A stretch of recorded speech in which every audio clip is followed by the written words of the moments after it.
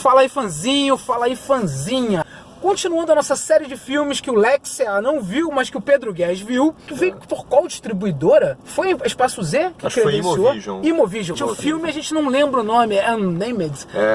Unremembered. Aqui ele veio como Deslembro. Ele foi concebido como Deslembro. É um filme nacional aí que estreou Unremember. E eu assisti, é um filme brasileiro que provavelmente ele teve um circuito limitado aqui no Brasil, não é todo mundo que vai ter acesso a ele. Isso é chato, né? Pois é. Filmes legais passam em poucos lugares. Inclusive é um filme, além de ser um filme legal, ele é um filme que tem um peso político que eu acho muito importante. E o filme, ele se passa em 1979, salvo engano, final da década de 70 e início da década de 80. E acompanha uma adolescente chamada Joana, que é interpretada por uma atriz estreante chamada Jeanne Boudier.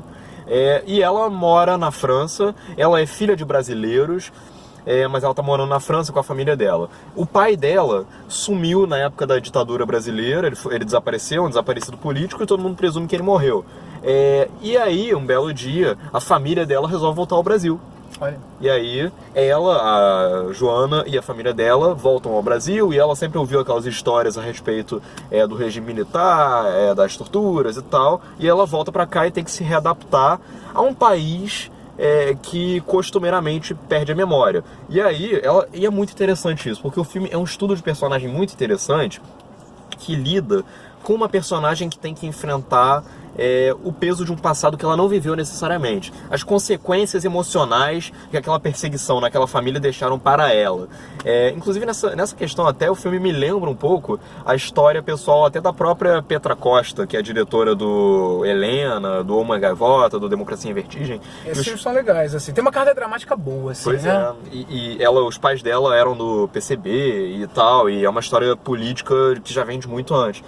Só que a Joana, para você entender cada detalhe, cada nuance da personalidade daquela pessoa.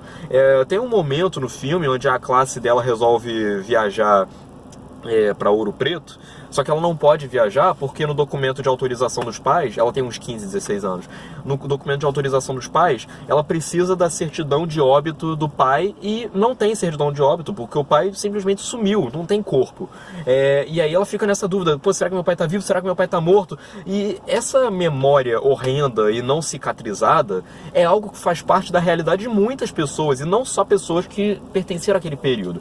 Então, do ponto de vista de construção de personagem, é interessante porque você acompanha a adolescência dela, um rápido período dela, e você vê como que essas predileções políticas da família dela, elas formam um comportamento nela, que é um comportamento, vamos dizer assim, mais de esquerda, vamos dizer assim. Ela ataca o sujeito, chama de fascista de merda, o vizinho, uma hora e tal. E é interessante porque o filme ele acompanha coisas que são muito características. Ela sempre se rebate com a galera com um posicionamento diferente ali, né? Pois é. Não é que ela tenha muito, até que não tem tanto isso, mas ela tem muito esses chavões, assim, que são bem clássicos. E mesmo assim a gente acompanha coisas que são muito naturais da adolescência, como por exemplo o primeiro namoro dela, a primeira transa dela, o que ela gosta, música, os gostos musicais, Tem um aprofundamento do personagem ali então, né? Então a gente acompanha o crescimento dela, quem ela é, com muita calma, como que a vida dela prossegue mesmo sem o pai e mesmo com um passado tão nebuloso e tão traumático e tão doloroso assim. É interessante você ver também a relação dela com a avó, porque a avó, que é interpretada pela Eliana Giardini, ela também tem uma posição política e tal, mas ela tá num momento de vida mais desiludido, mais querendo deixar o passado para trás, mas ao mesmo tempo ela não pode, e ela tem uns costumes que são bem liberais com a menina. A Jeanne Boudier, o negócio dela, cara, é que ela confere personalidade ao personagem, naturalidade, as dores dela são muito bem intensificadas e geralmente, adolescente retratando adolescente ou adulto retratando adolescente costuma resultar em caricaturas. Não é o caso dela. Ela consegue transparecer tudo de uma maneira bem natural. E uma coisa que eu gosto muito, que é muito importante na performance dela, é que ela cresceu na França, então ela fala francês, ela também fala português. A fluência do personagem é legal. E ela vai misturando idiomas no meio da conversa. Muitas vezes ela tá falando em português, ela começa a ficar mais estressada na conversa por causa de um assunto mais pesado, e ela do nada começa a falar francês meio que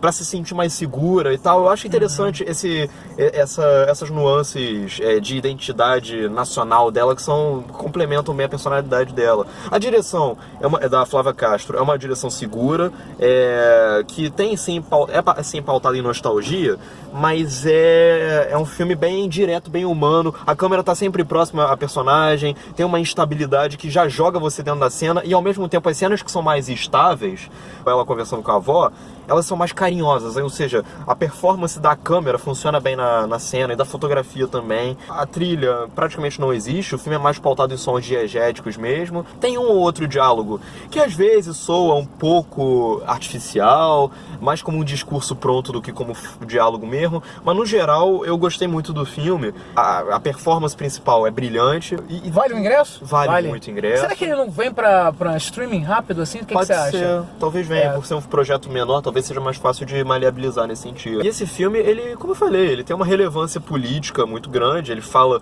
sobre como proceder, sobre como lidar com seus traumas, e como que o Brasil, em geral, é um país que muitas vezes esquece os seus próprios erros, e isso resulta em novos erros. E ele tem uma distribuidora interessante, né? A Imovision, né? Pois é. Ela tá até saindo pra fora, né? Apesar que a gente não teve essa cabine de forma digital. Eu adoro cabines digitais, Pois né? Facilitam muito a nossa vida. Vale o ingresso? Vale muito ingresso, é um ótimo filme.